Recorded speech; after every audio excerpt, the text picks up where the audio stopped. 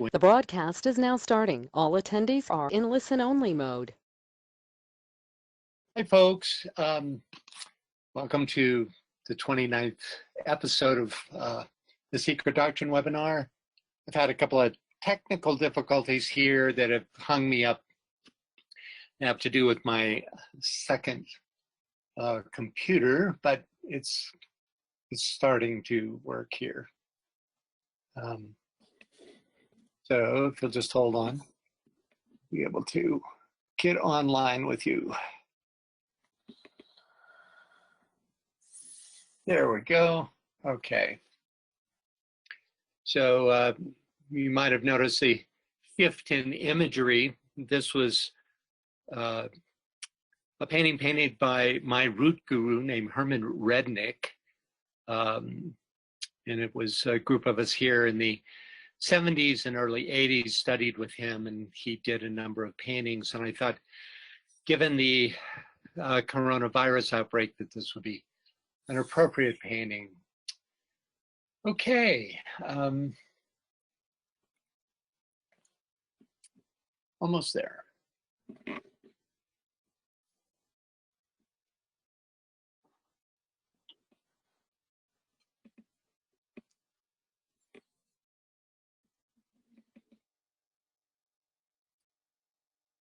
There we go. Okay. Sorry for the delay.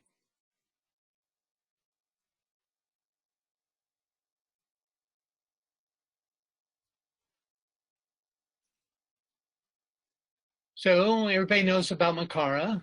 You can access any previous webinars on makara.us under this subheading called Moria Federation Webinars. All right, as is our habit, we'll start by checking in on HPB's travels in India, as described in old diaries by Colonel Henry Steele Olcott. Last month, we read a story about the generosity of an impoverished Sinhalese woman. This month, we read about what appears to have been a common occurrence in the lives of Olcott and HPB. Could we get a reader for this? Karen, can you read that for us, please? Sure. I would just like to say how grateful I am that I'm able to participate in this webinar with my global group friends at this time of pandemic. So thank you. Well, thank you, Karen. And I got your call, and it was that alerted me. So. Oh, okay. Well, Joe had called me for your number, and with my high technical skills, I was actually able to find it. And because, you know, we did it when we set up to do the other thing. So, well, great. Yeah. Okay, here goes. Okay. I note among several phenomena occurring in those days, one which I think good, or I note among several phenomena occurring in those days, one which I think good. Damodar received 4 letters by one post which contained Mahatmic writing, as we found on opening them. They were from 4 widely separated places and all postmarked. I handed the whole mail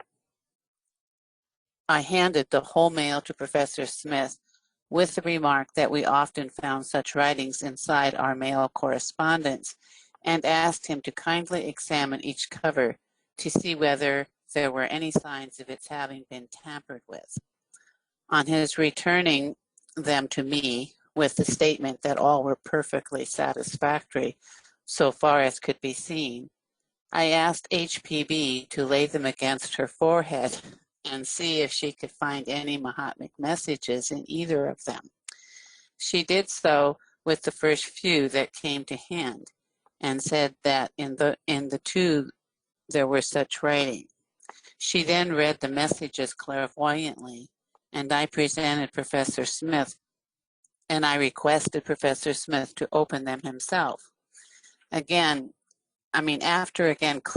closely scrutinizing them, he cut open the covers, and we all saw and read the messages exactly as HPB had deciphered them by clairvoyant sight. Within the next fortnight, we saw much of Prince Harish and John, I don't know how to say that. Harish Ng, Prince Daj Raj, Thakur Sahib of Wadhan, the Thakur of Morvi, and other notables, and there were numerous phenomena in the way of letter dropping from the ceilings of rooms and once from the open sky when we were in the garden. They have been described before and will be found copied in the occult world. Thanks, Karen.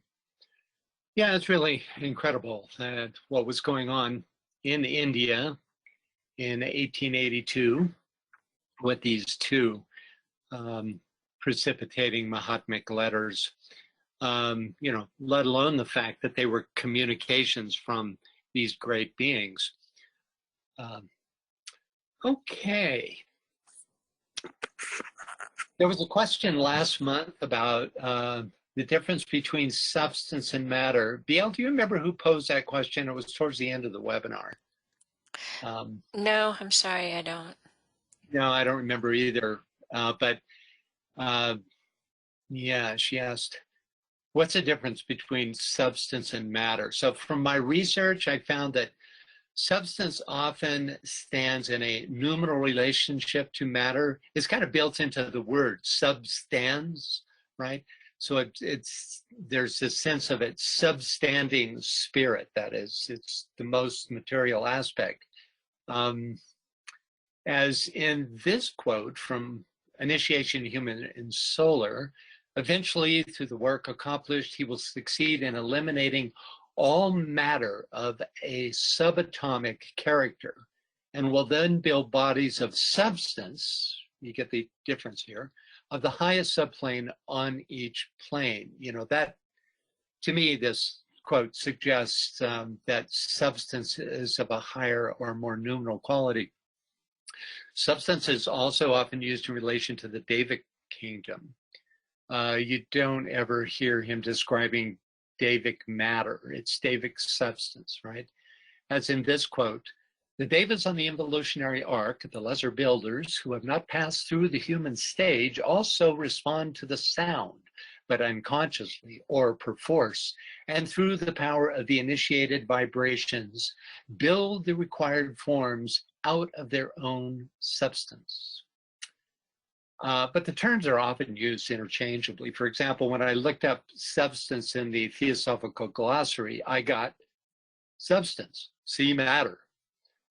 That says a lot right there. But the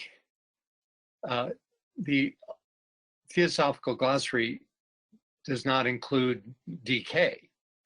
It's a work based on 19th century theosophy, basically, who attempted to explain the subtleties beyond language, which with words that he had at hand, right? This is far from definitive, I realize, but hopefully useful. The problem, as is so often the case, is the fact that the words substance and matter in normal English usage have a much more limited meaning than they do in theosophy. So we can gain no insight from any exoteric dictionary. Okay, last month, let's see here. Here we go. We finished our study of verse 11, which describes the cyclic expansion and contraction of the quote, web. Let's reread this verse before moving on to verse 12. Could we get a reader for this verse, please? Michael, can you read that for us, please? Yes. It, the web, expands when the breath of fire, the Father, is upon it. It contracts when the breath of the Mother, the root of matter, touches it. Then the sons, the elements with their respective powers or intelligences, dissociate and scatter to return into their mother's bosom at the end of the great day and re-become one with her.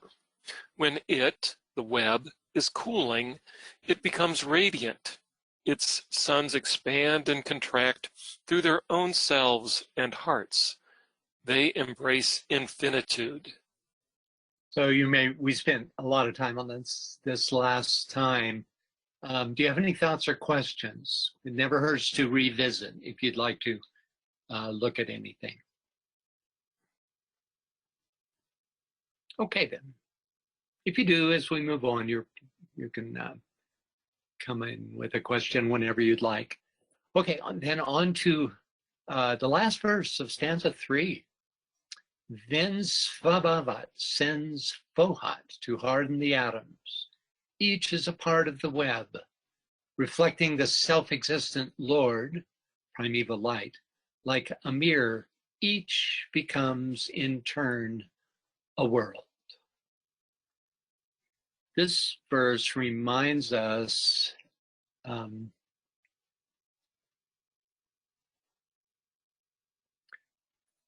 that though the evolutional cycle is referenced in verse 11, all the bold print here is about evolution. Stanza 3, all these 12 verses are fundamentally about the initial involutional stage of creation. So let's first take a look at the footnote, which is references reflecting the self-existent Lord like a mirror, each becomes in turn a world. The footnote reads, this is said in the sense that the flame from a fire is endless, and that the lights of the whole universe could be lit at one simple rushlight without diminishing its flame. Any thoughts or questions about this idea? So an atom or monad, we're here being told, microcosmically replicates Svabhavat, the quote, self-existing Lord, in the same way that a flame from any source, even a simple rushlight, is identical to and one with any and all the fires of the universe. That's why she used that metaphor. By the way, a rushlight is a kind of miniature torch formed by soaking a rush plant in fat or grease, obviously used a lot more in the 19th century than at our time. Okay. Francis. Yeah. Scott's got his hand up. Yep. Go ahead. Just a comment about the comment at the bottom. If you look in the 6th volume version of the Secret Doctrine, that particular footnote says the flame from a fire is inexhaustible, which I think makes more sense in the way we think of when she speaks of flame and fires. Instead of endless, inexhaustible. So it's the same footnote, except for she says, yes, this is that in the sense flame from a fire is inexhaustible. Mm-hmm. Yeah, that is clear. Okay, thanks for that. And keep up with that because those kind of corrections or alternates are useful, right? Once in a while, yeah. Yeah, good. Okay, thanks. All right, so we're to the stanzas, the commentary on this verse 12. Can we get a reader for this? Scott. All right. Fohat hardens the atoms, i.e., by infusing energy into them. He scatters the atoms or primordial matter. Quote, he scatters himself while scattering matter into atoms, unquote. Manuscript commentaries. It is through Fohat that the ideas of the universal mind are impressed upon matter. Some faint idea of the nature of Fohat may be gathered from the appellation cosmic electricity, sometimes applied to it. But to the commonly known properties of electricity must, in this case, be added others, including intelligence. It is of interest to note that modern science has come to the conclusion that all cerebration and brain activity are attended by electrical phenomena. For further details, see as to Fohat, see stanza 5 in comments. Great, and we will do that. So any thoughts or questions about this? This is the complete, unusually brief commentary on verse 12. We're going to look at it in some depth. I think it's extraordinary, the combination of electricity with intelligence. That one's rather startling. Yeah, especially, this early in the process. We're talking about 1888 here when this book was published. He wrote it all through the 80s, and that they had, come to that awareness probably through, they had electroshock therapy in those days, and they had probably the origins of the CAT scan, which of course is electrically based at that time, right? But it's the idea that Fohat is electricity can be really misleading because we tend to immediately associate it with the kind of electricity that we know about, right? And it's you could say that our version is the very grossly distorted reflection of the fact of Fohatic electricity, right? Which is this intelligent energy, Yeah, and she hints at that here. Anything else, Scott? That was the one that struck me as a property of electricity, intelligence. Yes, indeed. And that is a Fohatic quality. Yeah.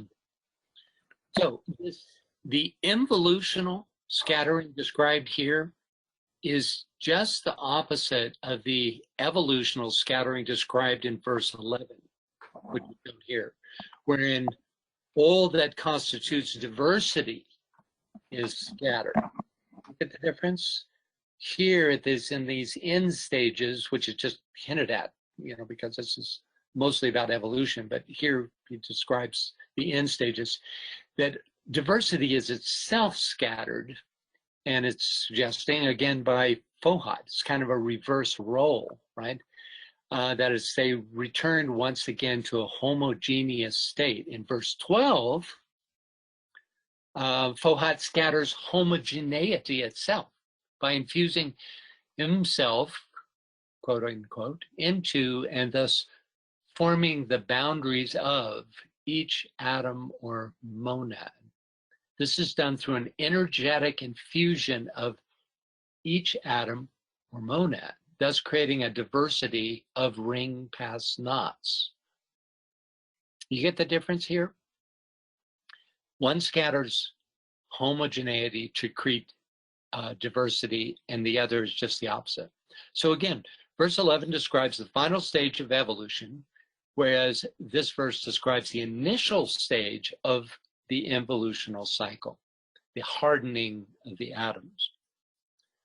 Let's take a look at HPB's comments on Fohat from stanza 5. This is the what she recommends here to look at, and for good reason. Could we get a reader for this? Martha, can you read that for us, please? Yes.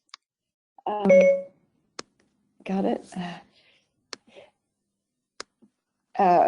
During manifestation, Fohat is that occult electric vital power which, under the will of the creative logos, unites all forms, giving them the first impulse which becomes in time law. But in the unmanifested universe, Fohat is simply that potential creative power in virtue of whose action the noumenon of all future phenomena divides, so to speak, but to reunite in a mystic supersensuous act and emit the creative ray. When the divine sun breaks forth, then Fohat becomes the propelling force, the active power which causes the one to become two and three, on the cosmic plane of manifestation. The triple one differentiates into the many, and then Fohat is transformed into that force which brings together the elements. I found this on the web. Hold on. Brings together the elemental atoms and makes them aggregate and combine. Secret Doctrine 1, page 109. Thanks, Martha. You dropped out towards the end to a much lower volume. You may want to adjust something in your apparatus there, but we were able to hear you. Thank you. So any thoughts or questions on Fohat? Note the three phases. First, Fohat diversifies the homogeneous unity, or mula prakriti, the quote, noumenon of all future phenomena. That's the scattering in commentary on verse 12. Then, when Oeaohu the Younger comes into being, just a slightly later stage, a few billion years, Fohat becomes the active force for the involutional cycle, the propelling agency of division, causing the one to become two and three. Then, further into the involutionary cycle, Fohat, quote, brings together the elemental atoms and makes them aggregate and combine. This final involutional phase initiates all the various states of being in the manifested solar system, right? Of course, then we have the evolutional qualities of Fohat that were described in verse 11, right? Where it breaks up diversity itself and returns matter to a homogeneous state. So, any thoughts or questions about these comments on Fohat?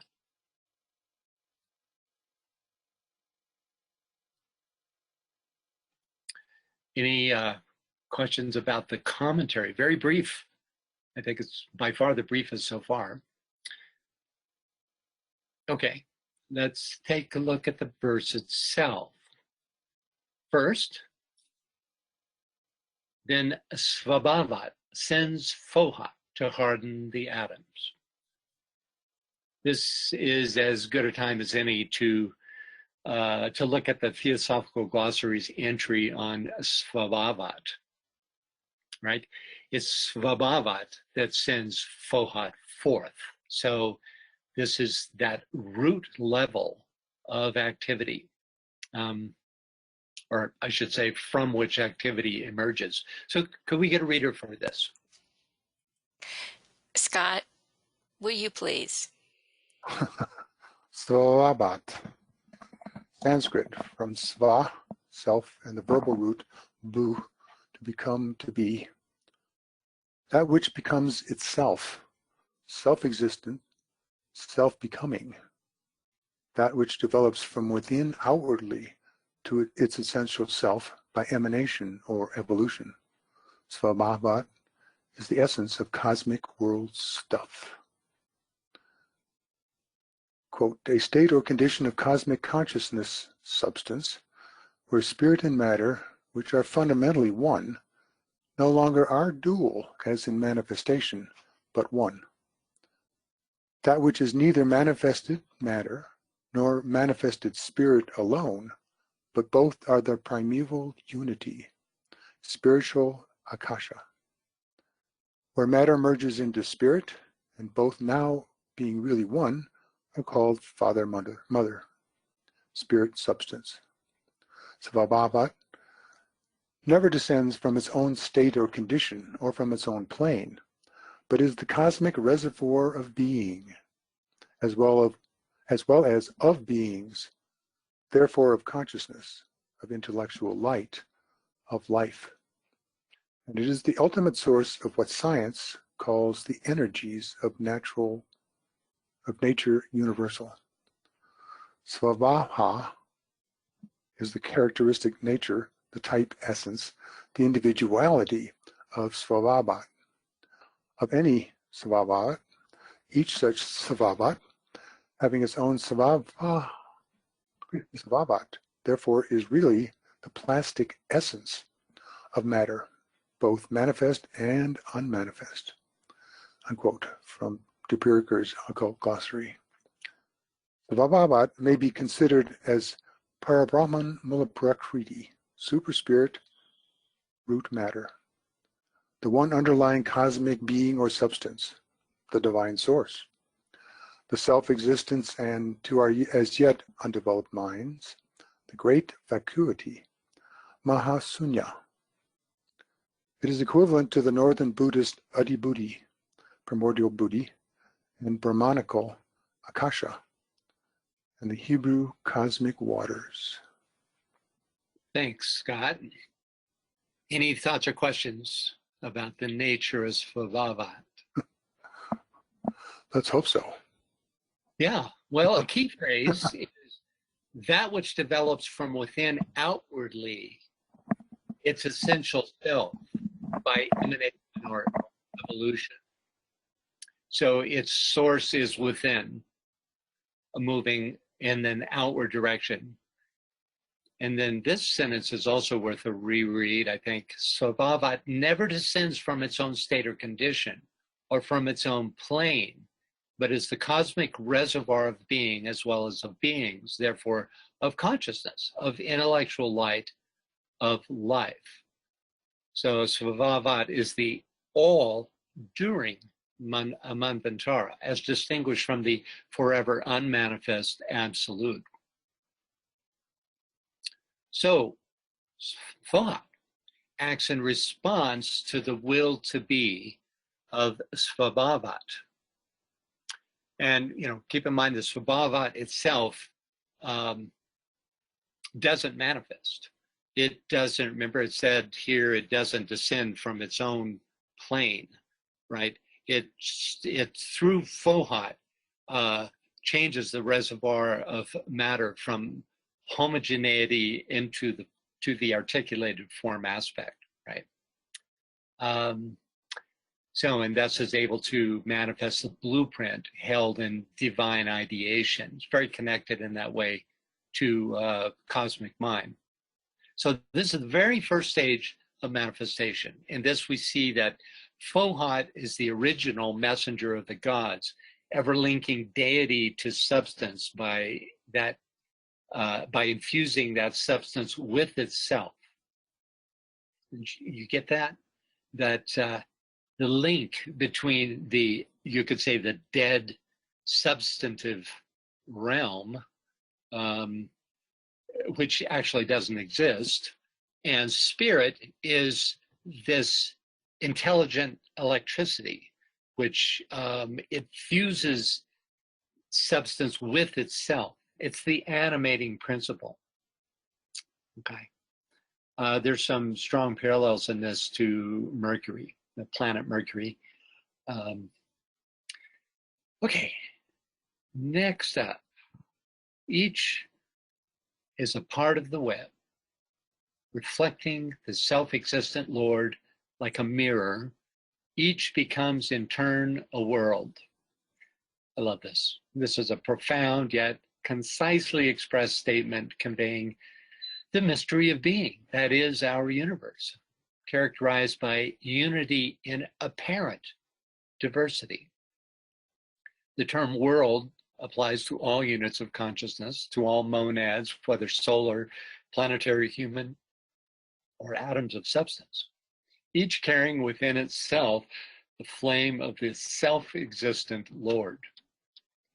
We have an analogy of this mirroring in the near infinite fractal variations that result from the Mandelbrot set, all of which are a direct manifestation of an underlying but invisible formula. So, any final thoughts or questions on this sort of deceptively simple verse 12? Okay. Anyone? Any thoughts, questions? Okay. Back on page 21 of this Secret Doctrine, HPB tells us that, quote, Stanza 3 described the reawakening of the universe to life after pralaya. We discovered early on that this was a solar pralaya, even though it has relevant information to cosmic pralayas at times. But in general, it's to be related to the that pralaya and manvantara cycle of our solar system. It depicts the emergence of the monads from their state of absorption within the one, the earliest and highest stage in the formation of worlds. The term monad being one which may apply equally to the vastest solar system or the tiniest atom. Nowadays, you might say the vastest galaxy. Right? So we learn here that the word atom, which HPB has been so often using in her commentary, is interchangeable with the term monad, right? But used in a more general term than the DK specific use of the highest principle of a human being, the first principle, right? And yet it completely related to that because it's the essential self of all these beings described. So if there's no thoughts or questions, Yeah, understand. you have Okay. a question. Britta wants to know what was the reference you made a minute ago to Mercury and why? Well, and just that it's the messenger of the gods. It is being the fourth ray, it is that relaying agent, that connecting agent. You know, Mercury is considered dual in that way, and sometimes considered to represent higher and lower mind. And you know, the winged Mercury is that which brings forth that spirit aspect into consciousness, very much related to the conscious aspect. If you look at the caduceus, you see the sense of that. You have the three aspects of the kundalini, basically direct motion and spiralic motion in its two forms, which are unified in the solar emblem at the top. And you have a very similar quality with Fohat, because Fohat also comes from Svabhavat, which is that solar disk at an even higher level. And in stages, infuses matter with spirit in such a way that we have the whole process of manifestation. So that's why I consider the two related. Does anybody else have maybe an astrologer among us who has some deeper insight into that? But that's what I meant by it. Okay. All right. Then let's move on to stanza 4. Can we get a reader for this?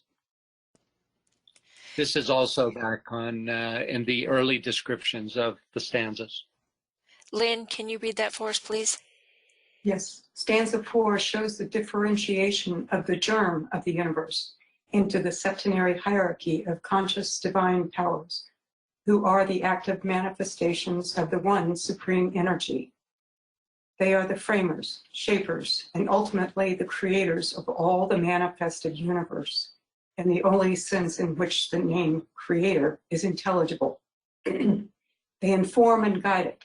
They are the intelligent beings who adjust and control evolution, embodying in themselves those manifestations of the one law, which we know as the laws of nature.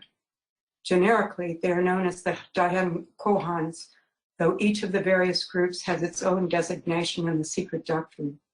This stage of evolution is spoken of in Hindu mythology as the creation of the gods. Thanks, Lynn. Any thoughts or questions about this overview of the coming stanza? So the division is basically this. Stanza 3 starts with those very first stages of duality. And then we have the introduction of Oeaohu the Younger, who is that that ray that emanates from the virgin egg, right? And we have a little preview of what's to come in that description, right? But that's mostly those initial stages are described in stanza 3. Stanza 4 is all about the septenary and how creation occurs through them, okay? This phrase, they inform and guide it. They are the intelligent beings. They are the intelligent beings who adjust and control evolution. Gives us insight into what is meant by creation, quote, creation, unquote. There's a big difference between informing, guiding, adjusting, and even controlling, and creating something out of nothing, which is, you know, one of the inferences of creation in normal English usage, right? This also underscores the fact that though these stanzas can be applied on a macrocosmic level, especially the early stanzas, they actually describe the reawakening of our solar system, wherein during pralayic or inactive stages, all units of consciousness are, quote, frozen in situ. So there's no creation of something that wasn't there, but rather a reawakening, informing, guiding process. It's an important difference. Francis? This way. Yeah. Anne Veronica has a comment here referenced the fractals. She says the fractals gave me the answer about the change that one brings in himself, changes the whole world. The fractal comes with, as you said, an underlying of a function. Now, if you change one small portion of that function, one number, the entire shape changes. Immediately, infinity is done to the whole entirety. Yeah, thanks. Thank you for that. It's just well said. You know, it's an externalization of this idea of diversity and unity, right? It's one formula. It's you could call it an expression of the purpose, right? That then has, you know, an infinite, near infinite at least, expression in all these related. You can always tell when you're looking at a Mandelbrot image because they're very related, and yet they're never identical, no matter how deep you go. In fact, the reason I got my first computer was so that I could look at the Mandelbrot set, right? Of course, in those days, it took a minute just to generate a picture, you know, but it's endlessly fascinating because you see unity and diversity, just that simple. And there's a strange inherent beauty. It's almost Rococo in its qualities, right? It's odd. It's very lacy at times, and you know, and there are a few different themes that occur within the Mandelbrot, but they're all deeply related and interconnected, and as you said, they're unified by this formula. And if you were to change anything, actually, if you change the formula much at all, the whole thing just doesn't work. You know, you don't get anything, right? And there are other, quote, sets, like this is the Mandelbrot set. There are other sets. I've not found one that's as beautiful as Mandelbrot. Sort of parenthetically, one day near Stonehenge, I think it was on Mandelbrot's birthday, the Mandelbrot set appeared as a, what am I trying to think of? As a crop circle in the nearby field. Very detailed, meticulous crop circle. So I thought that was fascinating. but not particularly relevant. Any other thoughts or questions? Okay, this phrase, embodying in themselves those manifestations of the one law, which we know as the laws of nature, further emphasizes the lack of what we might imagine as godlike creativity. These seven are in fact one with, and thus the undeviating agents of the law, called, the law of manifestation, the law of nature, however, but they inform and guide. Francis, we're losing you. Francis, are you there? Hello, can you hear me? Okay, now we can. I don't know Okay, if you good. lost your mic there for a minute. I don't know. Well, I'm sitting. I've adjusted it, so hopefully this will work.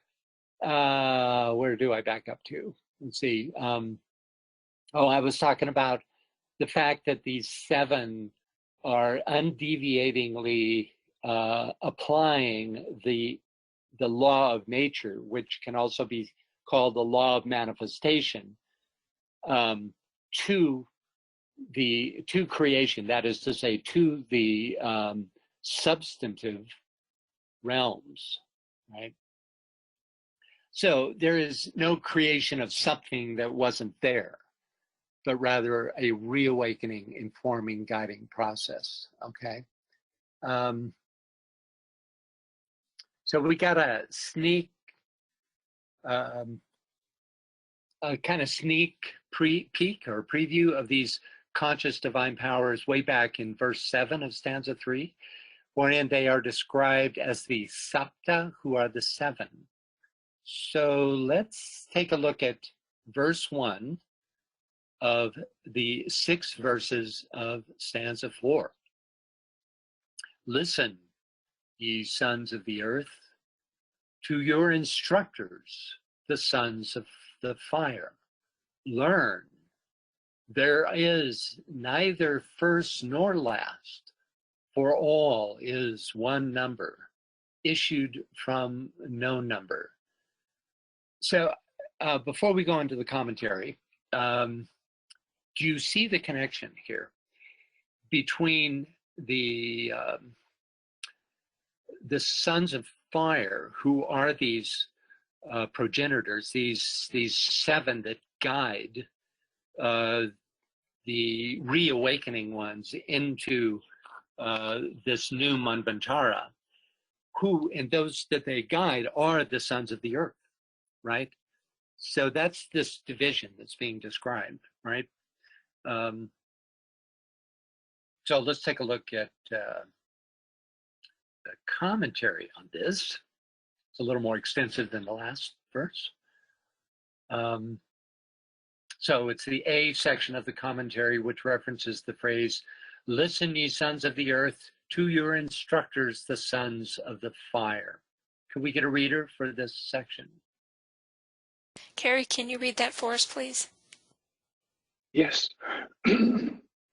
These terms, the sons of the fire mist, and the like, require explanation.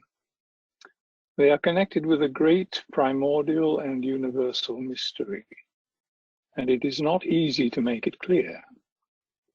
There is a passage in the Bhagavad Gita wherein Krishna, speaking symbolically and esoterically, says, I will state the times, conditions, at which devotees departing from this life do so never to return, be reborn, or to return to incarnate again.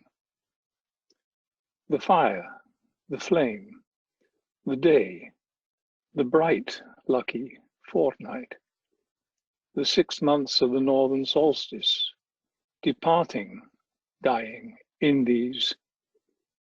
Those who know the Brahman, yogis, go to the Brahman. Smoke, night, the dark, unlucky fortnight, the 6 months of the southern solstice, dying Indies, the devotee goes to the lunar light, or mansion the astral light also, and returns, is reborn. These two paths, bright and dark, are said to be eternal in this world, or great Kalpa age. By the one a man goes never to come back, by the other he returns. Thanks, Carrie. Any thoughts or questions about this commentary? I think we're going to get a better understanding of Krishna's words if we continue with the second paragraph, and then we'll go back. So could we get a reader for this, please? Carrie, can you just continue, please? Yeah, okay. Now these names, fire, flame, day, the bright fortnight, etc., as smoke, night, and so on, leading only to the end of the lunar path, are incomprehensible without a knowledge of esotericism. These are all names of various deities which preside over the cosmopsychic powers. We often speak of the hierarchy of flames, of the sons of fire, etc. Sankaracharya, the greatest of the esoteric masters of India, says that Fi means a deity which presides over time, Kala. The able translator of Bhagavad Gita, Kashnat Trimbak Telang, M.A. of Bombay, confesses he has no clear notion of the meaning of these verses. Page 81, footnote. It seems quite clear, on the contrary, to him who knows the occult doctrine. With these verses, the mystic sense of the solar and lunar symbols are connected. The Pitris are lunar deities and our ancestors because they created the physical man. Thanks, Gary. So any thoughts or questions about this? Referring to fire, flame, day, etc. Francis? Go ahead. Scott's got his hand up. Yeah. Go ahead, Scott. Just the word fee that you have there. In this translation, well, this copy of it says fire with a capital F instead of fee. So I don't know if that's a misprint on your part or just a different understanding of it. But it says that fire means a deity, but I guess maybe fee makes more sense. I don't know. I don't know either. Yeah. In that case, the other one, it was like clear which was the better meaning. Not so clear here. But my intuition is telling me, or what stands in for my intuition is telling me that it's fire, not fee. I think that's more likely. Fire means a deity which presides over time, and therefore he's expanding on this concept of what fire is. I think that's it. I think you got it. And also in mine, I think that points to this is where's that? Where it says these are all names of various deities. That's the previous sentence above, maybe, or is that? Where's that? Is that I think it's in this one, isn't it? Yeah, they're all names of various deities. At any rate, in that sentence in mine, it's all in italics, names of various deities. And then it goes into the sentence that before Shankaracharya.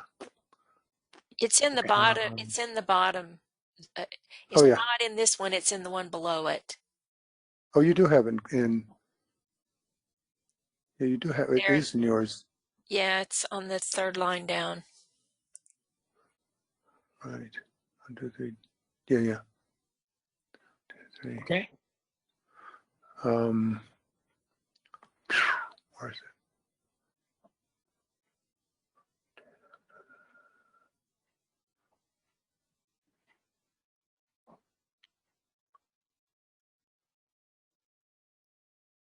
saw it before and I lost it. Anyway. Well, you can come back to us.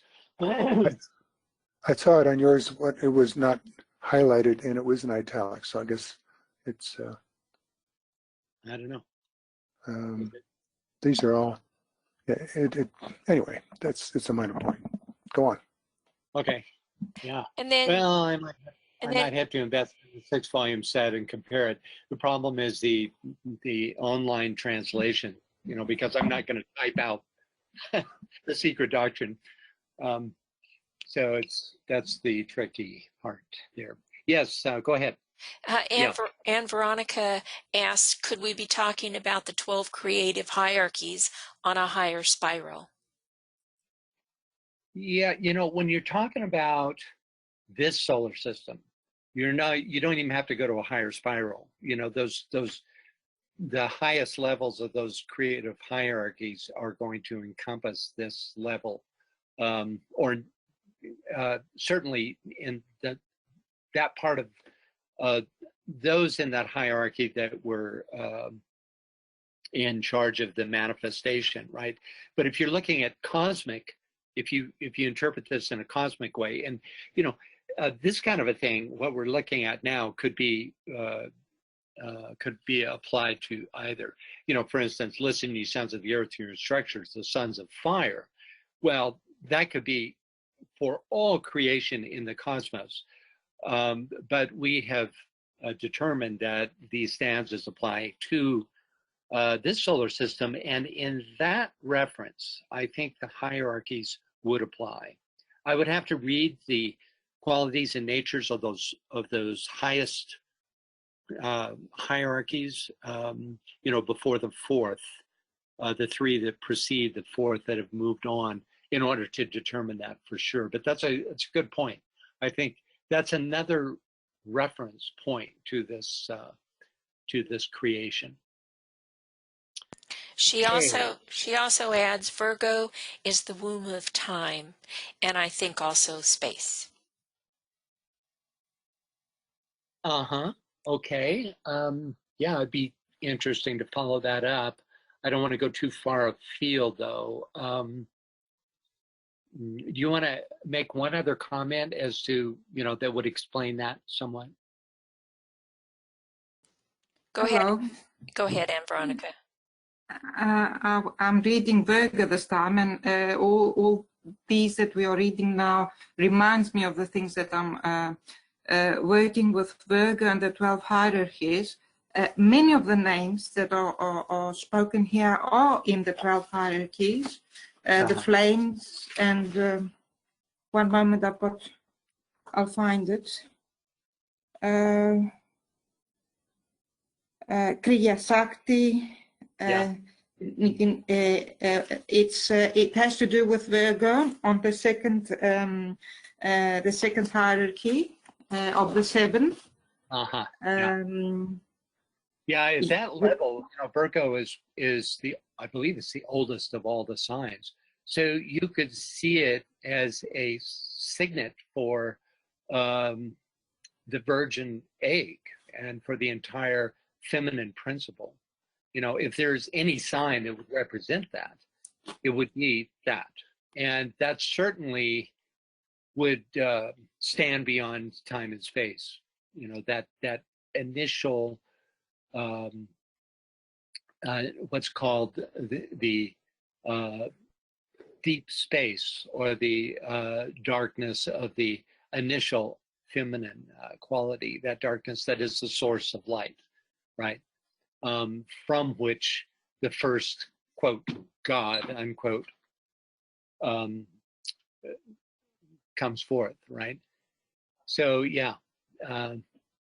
Anything else on that? Yes, I also want to say, in the stanzas that we talked in the beginning, again, I was reading Virgo, and in one passage it was explaining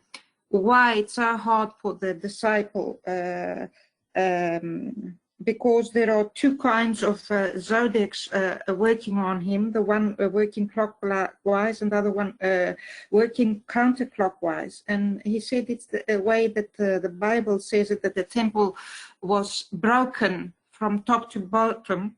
And I was thinking that when you were reading that, it's as if there was a ripple that broke this eternity into two things. As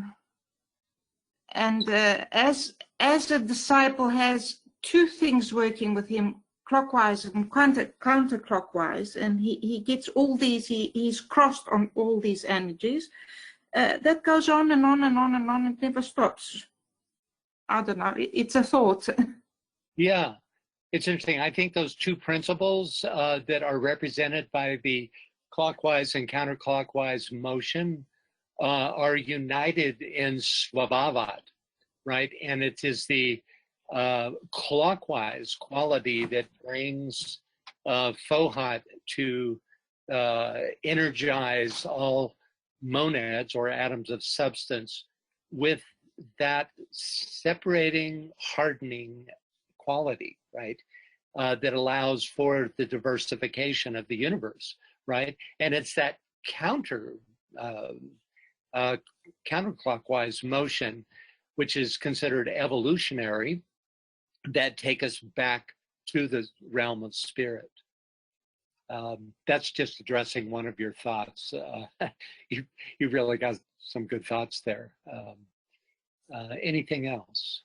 No, thank you. I don't know, I'm thinking about a lot of things, and a lot of things are coming in my mind, because it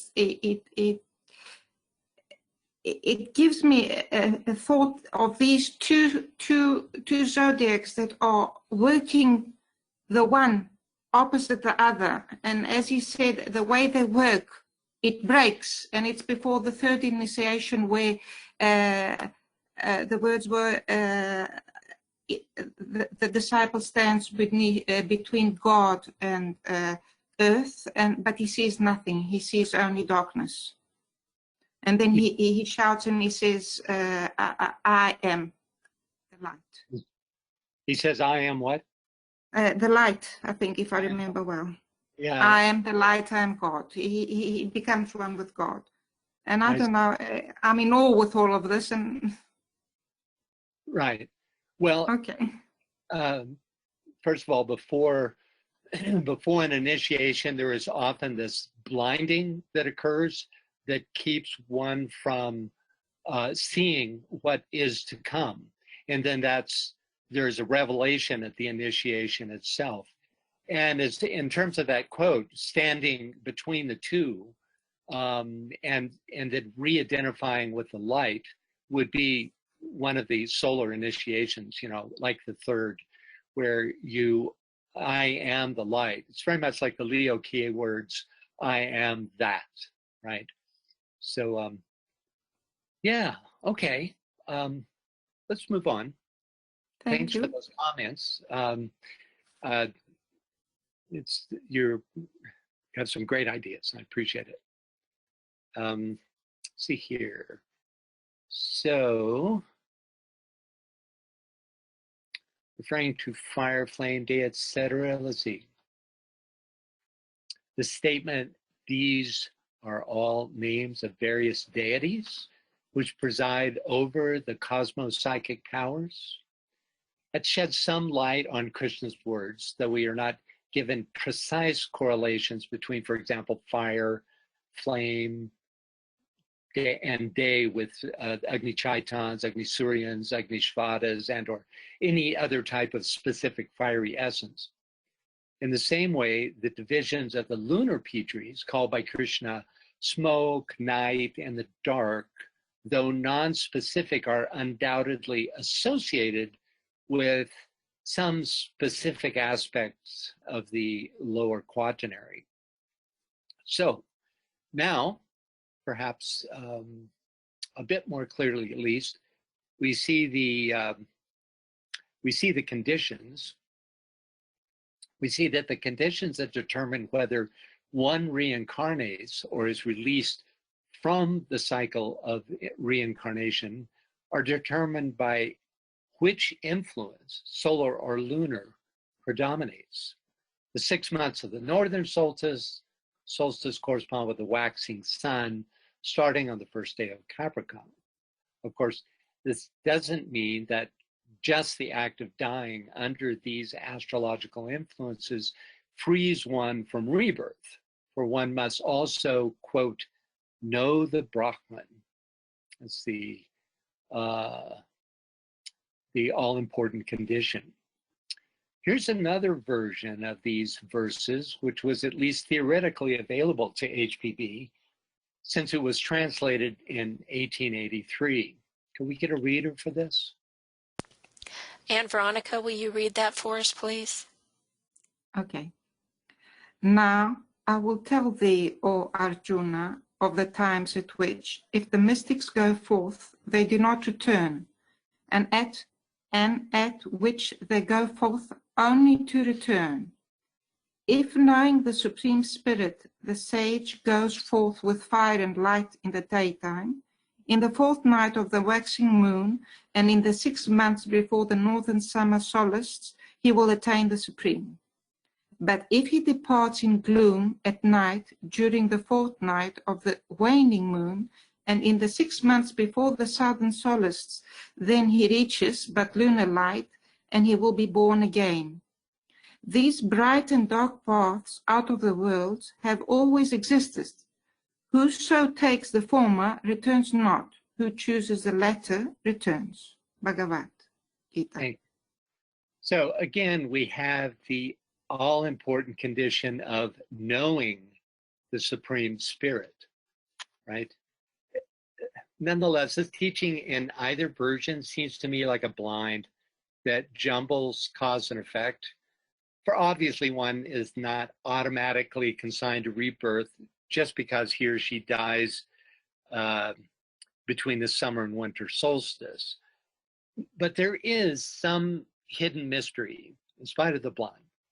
And we do get info about the most spiritually propitious times of the month and year from Krishna's statements. I mean, many of these are familiar to us, you know, the waxing moon, and the waxing 6 months of the sun, the northern solstice. So any thoughts or questions about anything in this section?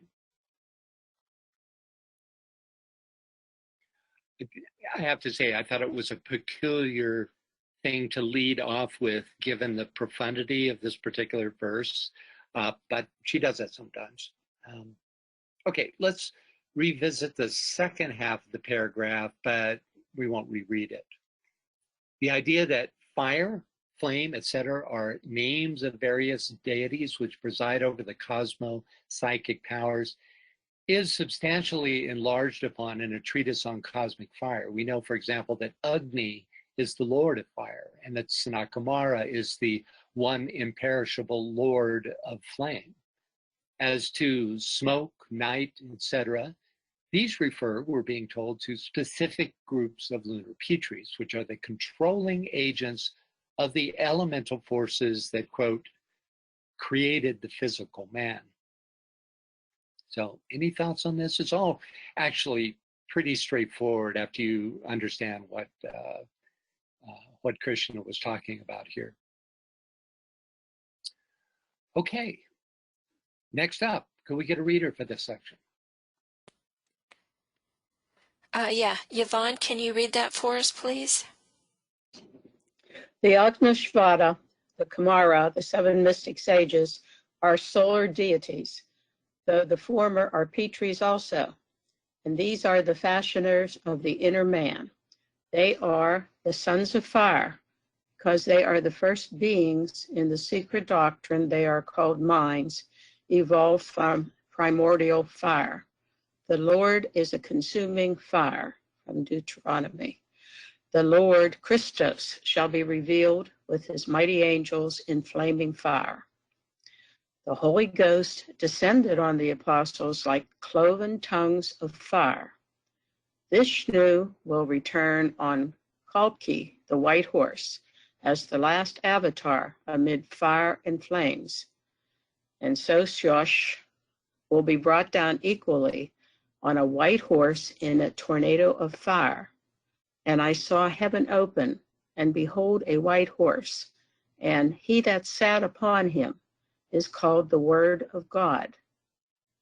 Amid flaming fire, fire is ether in its purest form, and hence is not regarded as matter, but it is the unity of ether, the second manifest deity in its universality.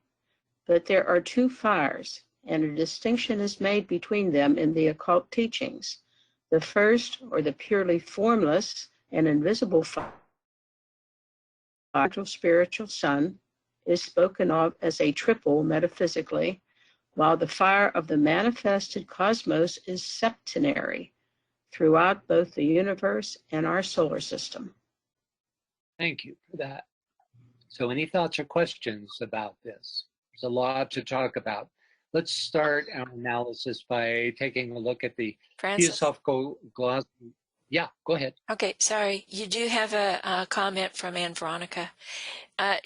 She says, if one comes in touch with his soul or triad or spirit, and he has taken probably the third initiation, he can choose his time of death.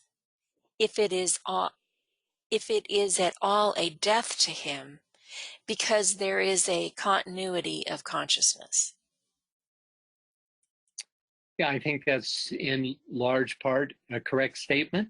I think there might be conditions, even for the third initiate, when his time of death would be obscured to him. A lot of it, of course, has to do with decentralization.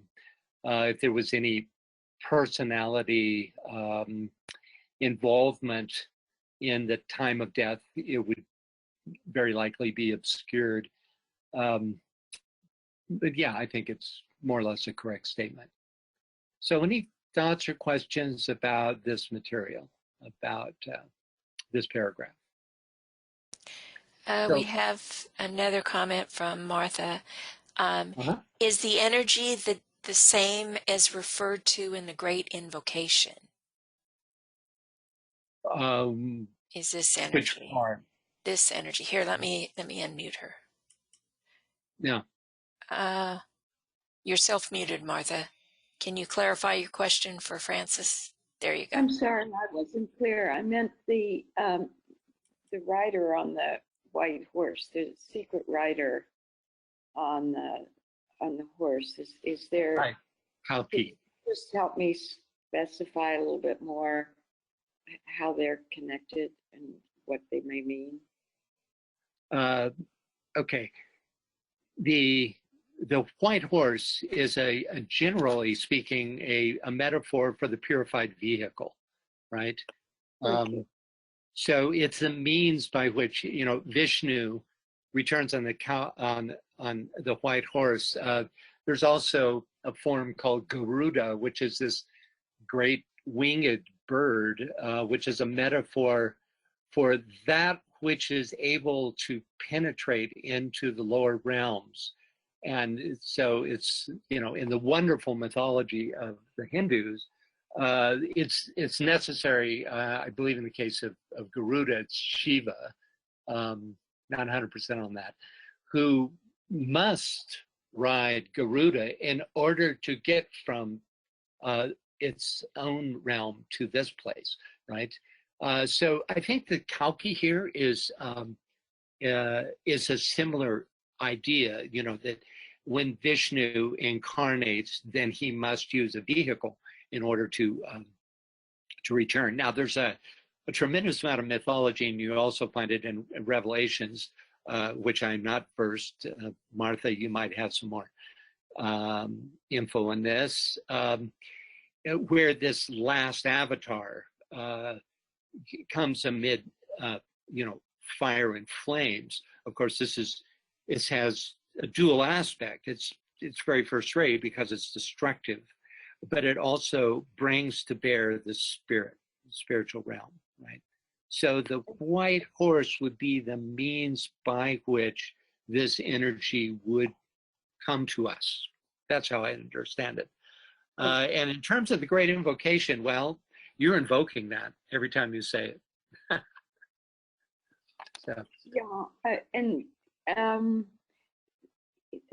there's a significance here that's very technical, isn't it? That then the energy on this white horse is a manifester,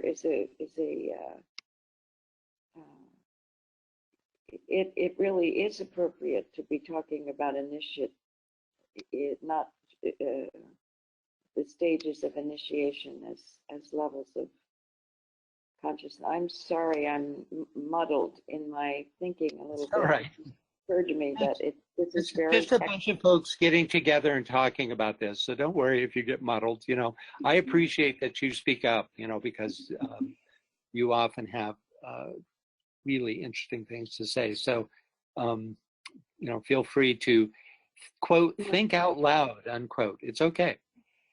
Thank you. And you also have a comment from Lynn. She says, explain the Agnishatva and the former are Petries. There was a, you know, ... and then the former are Petries. I think your comments from the first part of this. You mean back here somewhere?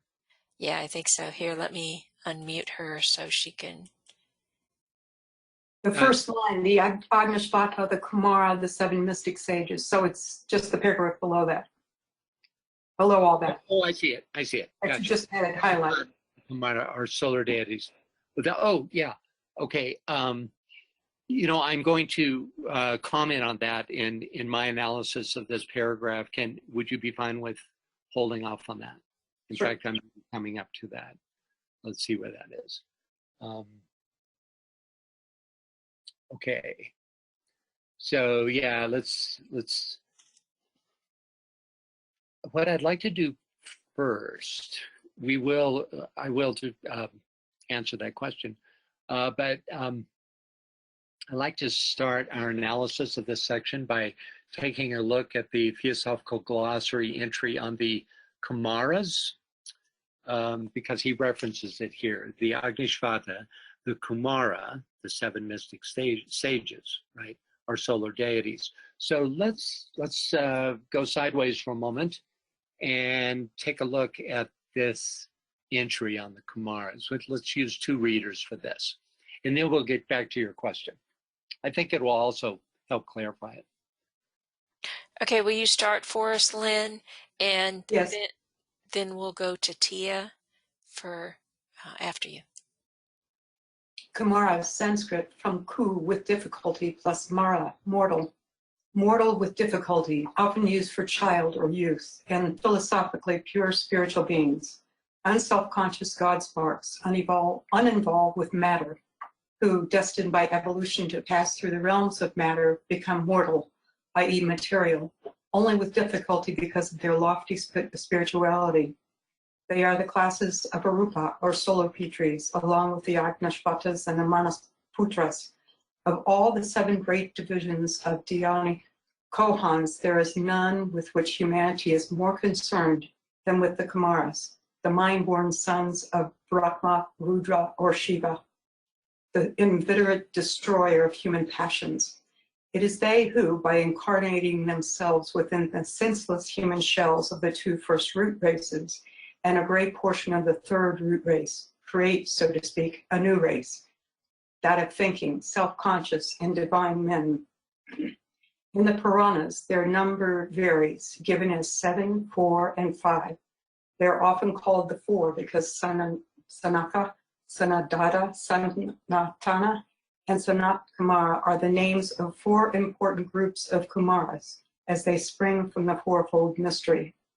The three secret names of the seven are variously given: Sana, Sanat Sujata, and Kapila, or Kapila, Rupu, and Panashika, or Jata, Bodhu, and Panchasikya, all of which are but aliases. The patronymic name of the Kumaras is Vadhatra, from Vidhatri, a title of Brahma as creator of the universe.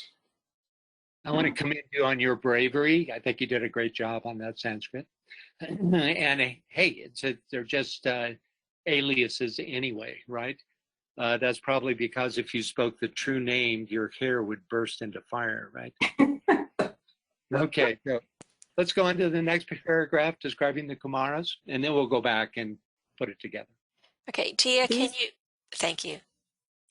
These Kumaras are sometimes also called Rudras, Adityas, Gandharvas, Asuras, Maruts, and Vedas.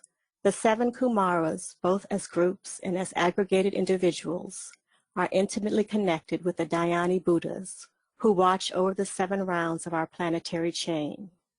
The 4 groups of Kumaras generally spoken of are connected equally, intimately with the 4 celestial bodhisattvas of the 4 globes of our round, and by correspondence with the 4 completed root races of our earth. They are identical with the angels of the 7 planets, and their name shows their connection with the constellation Makara or Capricorn. Makara is connected with the birth of the spiritual microcosm and the death or dissolution of the physical universe. Its passage into the realm of the spiritual, as are the Kumaras. Mara is the god of darkness, the fallen one, and death.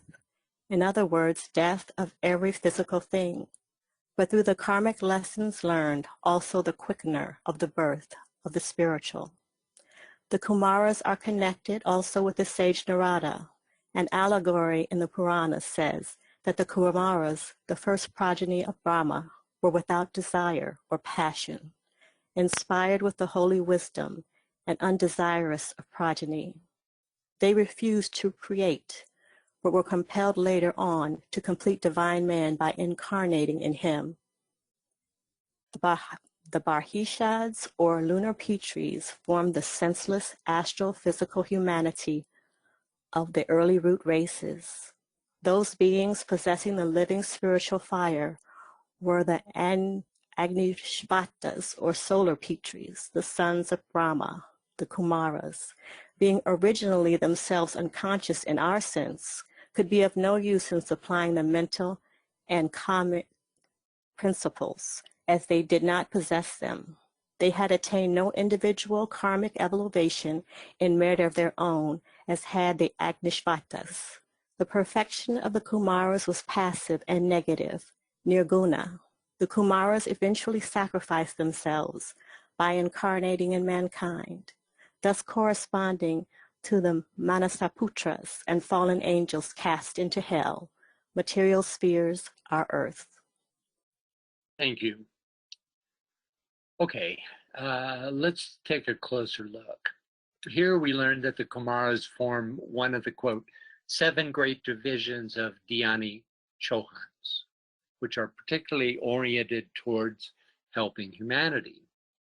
And we're here told that the Kumaras helped humanity by incarnating into the, quote, senseless human shells of the early root races in order to plant the spark of manas. This is the great sacrificial fall from heaven, detailed in many religious teachings.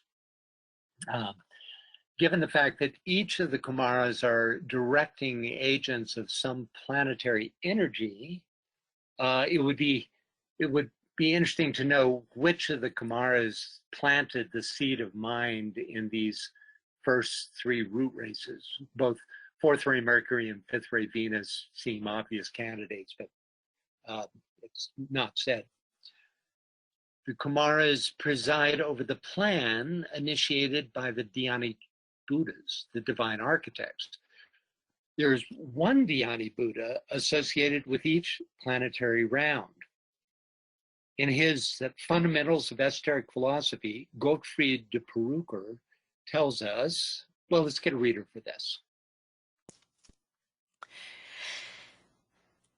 Lorraine, can you read that for us, please?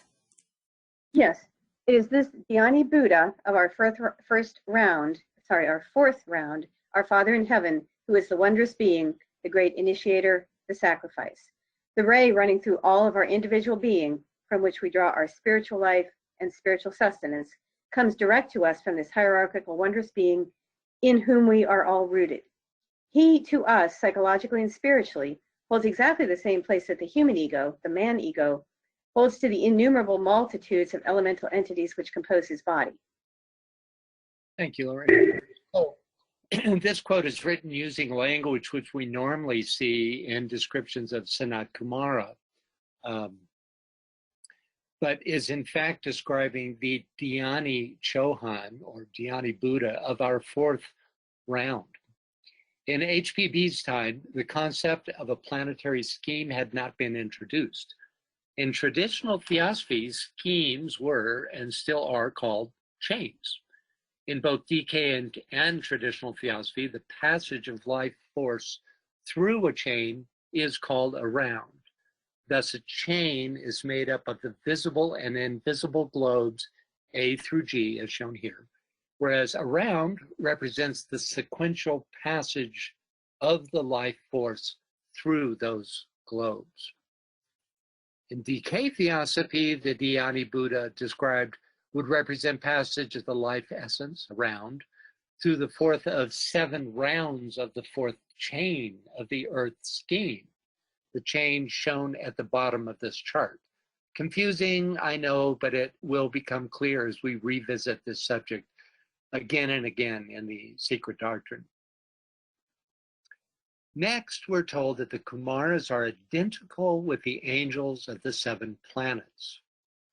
This is interesting in light of a quote from Initiation Human and Solar, which describes the Kumaras as, quote, a reflection of and the distributing agent for the energy and force of one of the 6 other planetary loci. In the Theosophical Glossary, identical with. In DK, a reflection of. Perhaps there's no real difference, since it would certainly be within a planetary logos's ability to be 2 places at once. In fact, we might surmise that each planet has its own Kumaras, which are planetary logoic reflections, and who incarnate into the early root races of that planet's humanity in order to plant the seed of mind.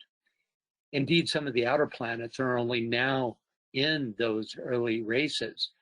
And I might add that they may concurrently exist in the hierarchy of each of the planets, all the same being acting as Kumaras in each case. This is not from theosophy, folks. This is just my extension of the teachings. We don't know this to be true, but you have to remember that these beings are of such a level of consciousness that any limitations of time and space would not apply, and at least not in the way that they do for us. We also need to keep in mind that the chains within our Earth scheme have planetary names. For example, the Moon, Venus, Neptune chain, suggesting a strong connection between the Dhyani Buddha of the chain and the planetary logos whose name the chain carries. Could we get a reader for this? Before you glaze over entirely, I know this is like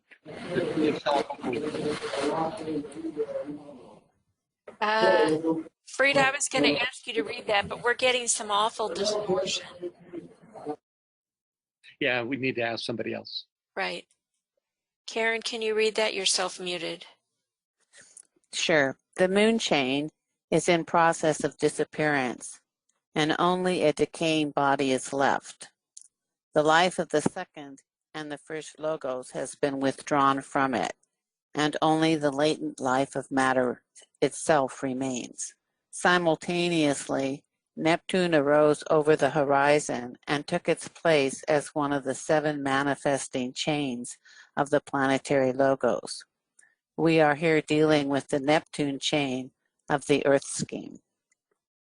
Thank you, Karen. So you see the interchangeability.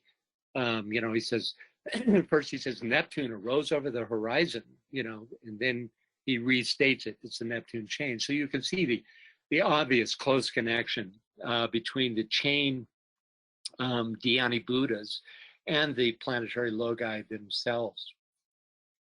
So next up, we have this even denser subject. He makes a statement about Makara.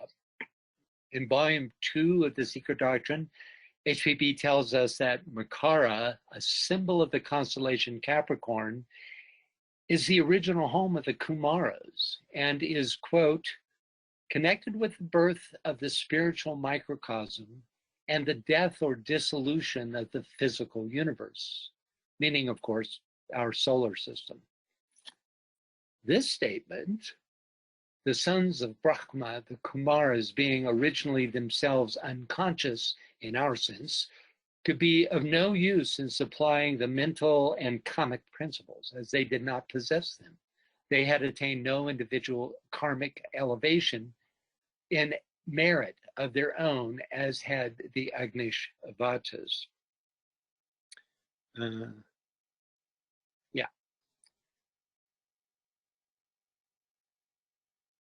So this statement hints at why the Kumaras had to sacrifice themselves by incarnating into human form, for they could not, quote, supply the mental and kamic, I should say, principles directly from on high, because they didn't have them. And so they had to develop them through incarnation. This was a huge part of the sacrifice that was made by such beings as Lucifer, Prometheus, etc. This points to a whole class of type that we're looking at now. Any thoughts or questions on any of this? Many of the sins are in Sanskrit names used in the Secret Doctrine for deity, like Oya, Ohu, and the Dhyani Buddhas, are not found in the Alice Bailey writings, but the Kumaras are. So let's take a look at Dual Kul's introductory comments on the Kumaras from his very first book, Initiation, Human and Solar. We'll need 2 readers for this section. Okay, let's start with Trudy, please. And then after her, we'll go to Mary Bill. It has been said that in the head of every man are 7 centers of force, which are linked to the other centers in the body, and through which the force of the ego is spread and circulated, thus working out the plan. Sanat Kumara, with the 6 other Kumaras, hold a similar position. These central 7 are the 7 head centers to the body corporate. They are the directing agents and the transmitters of the energy, force, purpose, and will of the planetary logos or his own plane, on his own plane. This planetary head center works directly through the heart and throat centers and thereby controls all the remaining centers. Go ahead. Do you want me to read on? Yeah, just up until the, while the print is still dark. Okay. Standing around the Lord of the world, but withdrawn and esoteric, are 3 more Kumaras, who make the 7 of planetary manifestation. Their work is to us necessarily obscure. The 3 exoteric Buddhas or Kumaras are the sum total of activity or planetary energy, and the 3 esoteric Kumaras embody types of energy which as yet are not in full demonstration upon our planet. Each of these 6 Kumaras is a reflection of and the distributing agent for the energy and force of one of the 6 other planetary logoi. The remaining 6 spirits before the throne, Sanat Kumara alone in his scheme is self-sustaining and self-sufficient, being the physical incarnation of one of the planetary logoi, which one is its not which one is its which one it is not permissible to state. as this fact is one of the secrets of initiation. Thank you. Another reader, please. Okay, Mary Bell, can you read that for us, please? You just self-muted yourself. How about that? Yeah, there you go. Can you hear me? Yeah. Through each of them passes the life force of the six rays, and in considering them, one might sum up their work and position as follows. Number one, they each embody one of the six types of energy, with the Lord of the world as the synthesizer and the embodier of the perfect seventh type, our planetary type. Number two, they are each distinguished by one of the six colors, with the Lord of the world showing forth the full planetary color, these six being subsidiary. Number three, their work is therefore concerned not only with force distribution, but with the passing into our scheme from one planetary schemes of egos seeking Earth experience. Number four, each of them is in direct communication with one or another of the sacred planets. Number five, according to astrological conditions and according to the turning of the planetary wheel of life, so one or another of these chimeras will be active. The three Buddhas of activity change from time to time and become in turn esoteric or esoteric, as the case may be. Only the king persists steadily and watchfully in active physical incarnation. Thank you. Okay, let's take a closer look. First, the Kumaras, which except for Sanat Kumara are also known as the Buddhas of activity, form the seven head centers of the planetary logos on his own plane, thus linking that ineffable being through Shambhala to its own heart center, the hierarchy, and to its throat center, humanity. Next, each of the other six Kumaras are distributing agents for one of the other six planets. Because with Sanat Kumara, they add up to a total of seven, we can assume that they represent the seven sacred planets of our solar system. Which brings us to this eyebrow-raising statement. Sanat Kumara alone in this scheme is self-sustaining and self-sufficient, being the physical incarnation of the planetary logi, which one it is not permissible to state, as this fact is one of the secrets of initiation.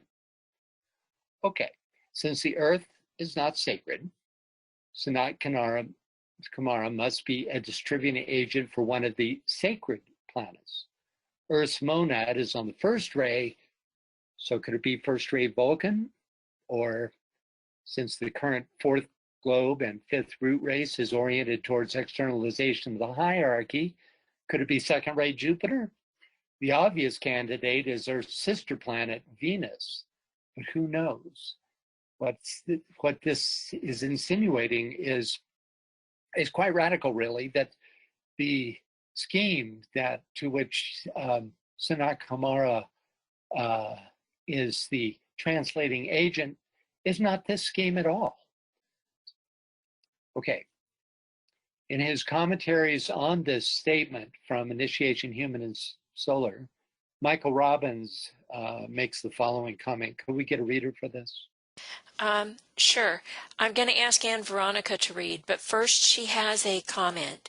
She says, so the head center is a planetary center, and it brings you into contact with the planetary logos? Well, the head center is the head center of this Earth scheme, right? So it's the scheme Lord, the true planetary logos, of which Sanat Kumara is considered a personality or a energetic representative, one of seven in the head center of the planetary logos of this Earth scheme. Okay, reader, please go ahead and read. Okay, hello. From one perspective, we are given to understand that Sanat Kumara is a personality expression of our own planetary logos, and thus, in fact, a kind of physical incarnation of our own logos. However, the implication in the paragraph is that he is additionally the physical incarnation of another planetary logos, not the planetary logos of the Earth scheme. Venus remains a very good candidate, especially since Sanat Kumara is said to have come from the Venus globe of the Venus chain of the Earth scheme. Time and greater illumination will tell. Right, so basically, if Michael Robbins hasn't come across the information, it probably doesn't exist in Dua Kul. So it's still, and well, he tells us, you know, that it's a secret of initiation, right? Okay. May I ask something? You sure may. Michael Robbins says that Earth is not a sacred planet, but is esoterically sacred. What does he mean by that? Well, it's not sacred in time and space, but it is essentially and finally sacred, and in that sense is considered to be the base of the spine center of the solar system, right? In other words, when it's all said and done, it will become sacred. So that's why it's esoterically sacred. Okay, thank you. It's essentially sacred, but in time and space, it has not reached that stage. At least that's how I understand. Okay, thank you. Yeah, you bet. Okay, next, we learned that this energetic distribution, you know, that the Kumaras each are responsible for, comes in the form of the 6 rays, each distinguished by a particular energy and color, with Sanat Kumara being the synthesizing agent. The synthesizing ray of this solar system is, of course, the 2nd. So there's a good chance that this is the, quote, perfect 7th type, this 2nd. The only other possibility, it seems to me anyway, would be the 1st ray, since Earth has a 1st ray monad. And of course, Shambhala is a 1st ray center. But there's, you know, there's much more that we don't know here, obviously, than we know. Another eyebrow raiser, their work is concerned with the passing into our scheme from other planetary schemes of egos seeking Earth experience. The obvious reason that an ego from a sacred planet would come here, at least it seems to me, would be to serve. Why would a member of a sacred planet come to a non-sacred planet other than to serve? But possibly there are certain kinds of experience that are unavailable on the foreign egos, to coin a phrase, native planets. This is brings up more questions than we could possibly answer. It's a fascinating topic, you know. But DK says in more than one place that there are those egos who come in from other schemes for some particular purpose, to incarnate, not just to influence from higher realms, but to incarnate on this planet. And then finally, whereas the 6 Kumaras switch from being inactive to active and active to inactive depending on the needed input, Sanat Kumara, introduced here for the first time in DK's writings as the king, persists. He's been here from the beginning and will be here through the entire process of his reign, you could say. So, any thoughts or questions on anything in this excerpt, mostly from, well, all from Initiation, Human, and Solar? Okay, back to the text. You know what? I think we're gonna, no, I want to answer this question that was brought forth earlier. The Agnishvatas were also Petris because they incarnated in order to, quote, fashion the inner man.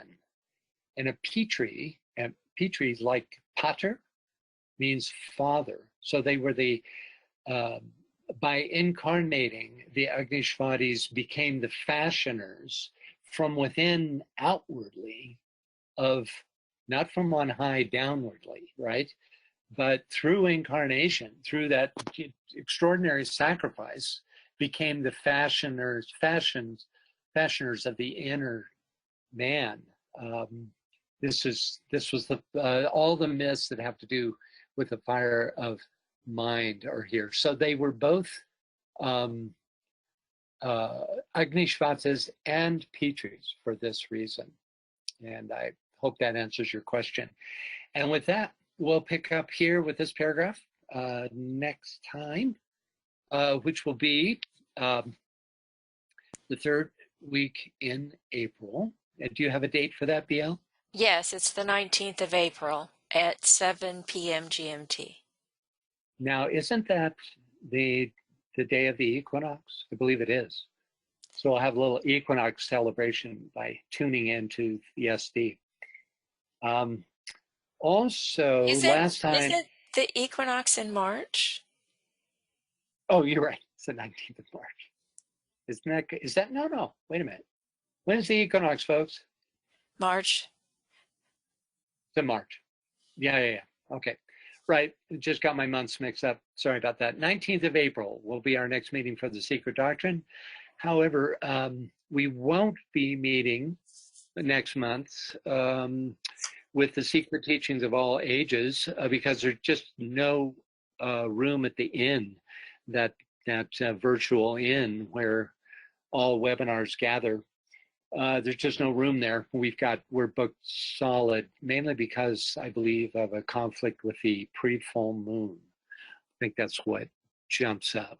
Actually, it's Easter, but... Oh, it's Easter. Oh, that's it. Okay. Yeah, and I think when we tried to move it to another Sunday, the full moon got in the way. Yeah, there was, like you said, it's a very busy time of year with everything going on.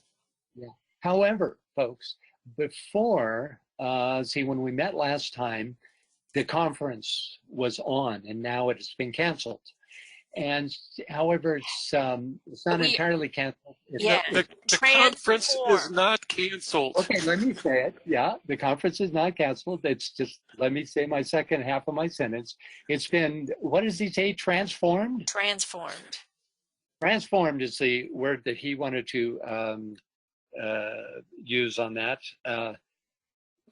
To a online occurrence, and it will be a full-on online occurrence. So don't dismiss the idea of a 34th conference. It will be occurring very much like this occurs online. In fact, I've transformed my own local DK group into an online occurrence. We met for the first time online this morning. So it's, it totally works. So really look into that. You'll be getting info on that. But because of that, it may be that we will be able to have a May version of the Secret Teachings of All Ages, that first Sunday in May. It depends on whether it conflicts with the online conference. Well, so that remains to be seen. We'll update because we have a little time before then. Well, at the next SD webinar, which will be April 19th, we'll just be like 11 days out from May, and we'll be able to determine whether the secret teaching of all ages will be presented at that time. BL, you can maybe look into that. Yeah, too. I think it's going to be dead conference time. You know, one of the Yeah, I am attending continuing meetings on this whole thing. The details are being worked out. The format, the presentation is being worked out. When the conference occurs, it will be based upon Phoenix time, which is Mountain Standard Time, I believe. Right. And the online presence is going to permit the use of video and music. So stay tuned. Yeah, it's going to be different than the previous conferences where you could watch the physical conference, like fly on the wall kind of. These will be oriented specifically like this webinar is for an online conference. In fact, I'll be presenting, BL will be presenting, and we'll be, my presentation for the conference will be in the same format as you're now seeing. So. It will be in a similar format. We're still working the details for that. But one of the questions was, can we participate? And the answer hopefully will be yes, because whether we use this format or Zoom, which is very similar to this, we should, but again, that's all the little details that are still being worked out. Yeah, stay tuned on that. Yes, the intention is to have an online conference where the experience is going to be very much as if all the participants are at the physical conference as in past years. Yeah, that's the goal, right? It's going to be different, obviously, but in terms of, especially in terms of the information given, there's not going to be any loss at all, obviously the brotherhood of physically meeting won't be there, but on the inner side we'll be meeting together, just very much like we do here. I feel the presence of this group. It's group work, so yeah, I hope you will participate in this coming conference series. So is there anything else? Next date for anything will be April 19th, correct? For the Secret Doctrine. Right. Okay. So until then, thank you all for participating. It's my great joy to host these, and I really do appreciate your participation. So thank you. And we'll see you next time. Okay. Bye for now. Goodbye, everybody.